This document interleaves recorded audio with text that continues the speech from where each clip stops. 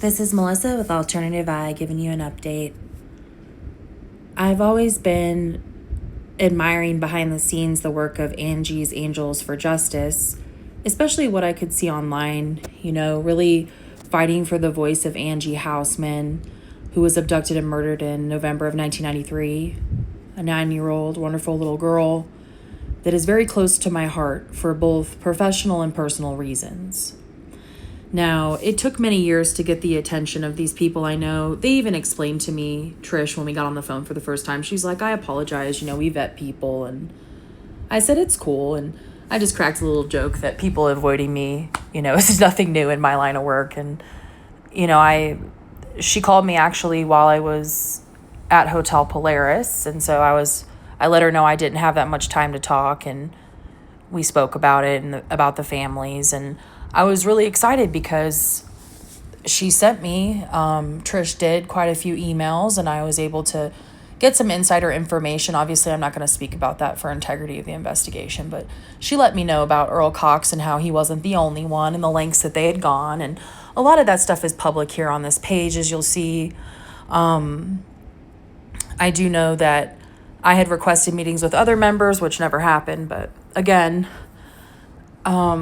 this wonderful child here is really what this is about, and other children that were linked to her family. And I was told that this was a military sex ring from the jump, and I let her know that I'd already been investigating them for upward to 20 years plus, since officially 2009, and all the way out to me investigating all these cases that you now see present day are linked to the Shadows Brotherhood geographically, through timeline, case analysis, all those things.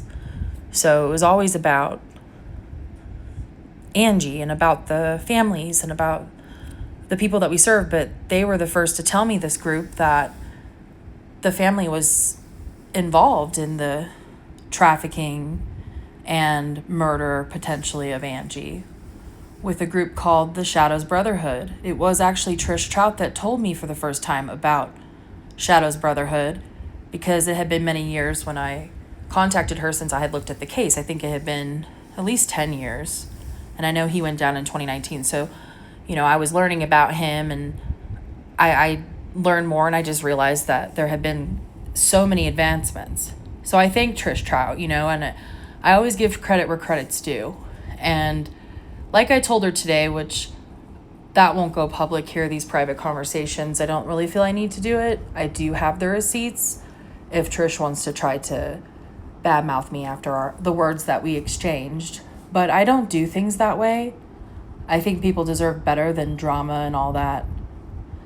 But I will show you here that, Trish she has a long history of social media, and then the posting hasn't been too much lately, but she still is online. This group is still advocating. It's numerous people involved.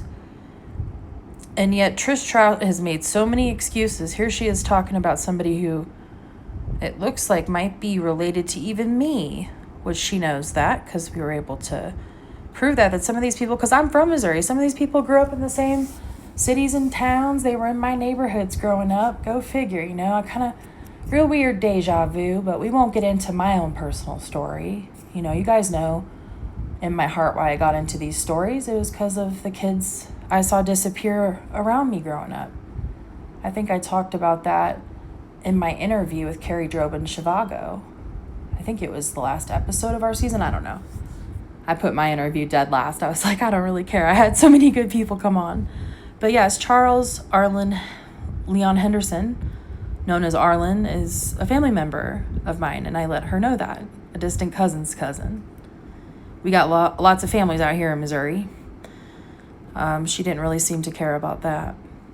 She let me know that she posts about it on here. There hasn't been much posting going on since I came into her life. She definitely has not shared a single thing. At least Angie's Angels aren't. I'm just going to say Trish because she's the only one that's ever spoke to me. She always says she'll refer to Amy. I do know who these women are, but again, only spoken with Trish. I have so many tips and so many advancements in all these cases that I think would be very important to people that are posting about it, right? You know, here we go, the Shadows Brotherhood. She did post only once in February.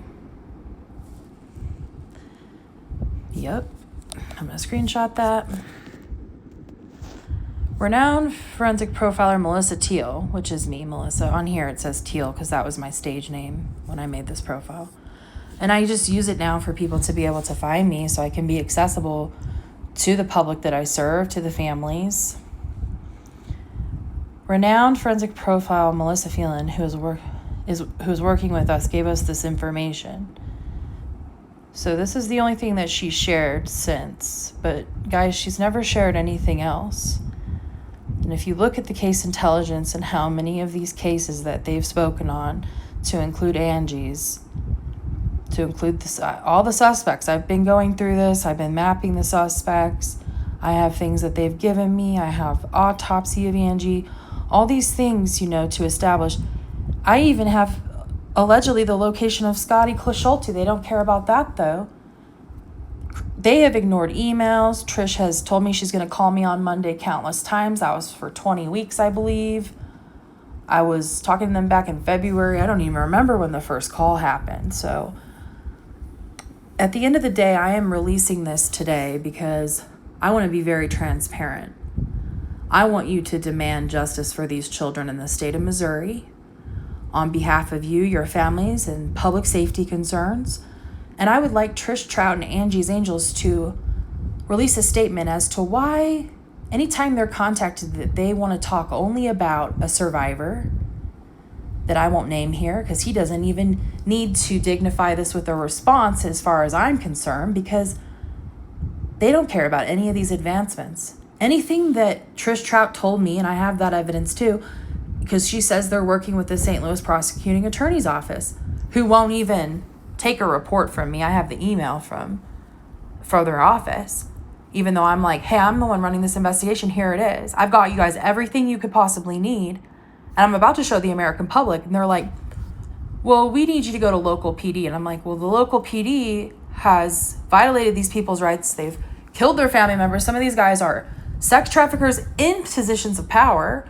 This was a military sex ring that Mr. Earl Cox was running. You know, she's talking about on here, Gina Dawn Brooks. The amount of leads and information that is being suppressed, even by the media, like KMOX and all these other people. Yes, sorry, KMOX, hate to call you out. The boss there apparently doesn't want to talk about anything but Gina Dawn Brooks or this, but he doesn't want to talk about any of the other hundreds of cases and families that are coming to me in Missouri to tell us that these killers are here and they are still out on your streets and they are still trafficking people every day, sex trafficking them. I don't stand down because they've killed people I love too. So Missouri, United States, United Nations, our global partners, because we are global with this show, how do you feel about this? Considering all of you have been asking the question on social media, we saw it for months, right? Even the president was like, why are we still talking about this, I believe? Thank you for your service, sir. But I think you said, like, why is everybody still asking this? Well, Mr. President, it's because the reason that none of these guys got arrested, and even being the most successful man on the planet that Donald Trump is, right, to the United States, that's why he's the president, right?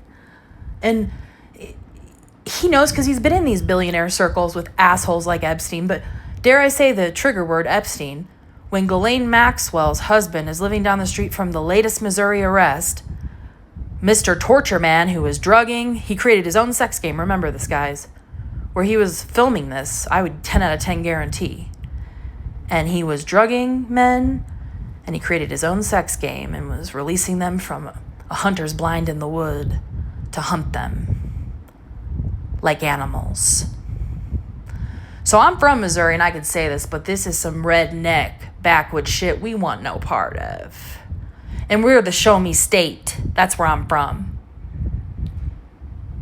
And although I may not reside there, because God knows it's hard for me to even go there without being constantly harassed. If you guys would like to see those videos, I got those too.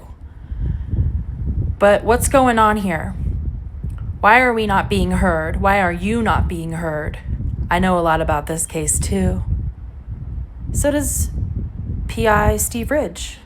He definitely knows about this as well. Love you. Haven't talked to you in a while, Mr. Ridge. Thanks for the advice. So I just wanted to put this on record.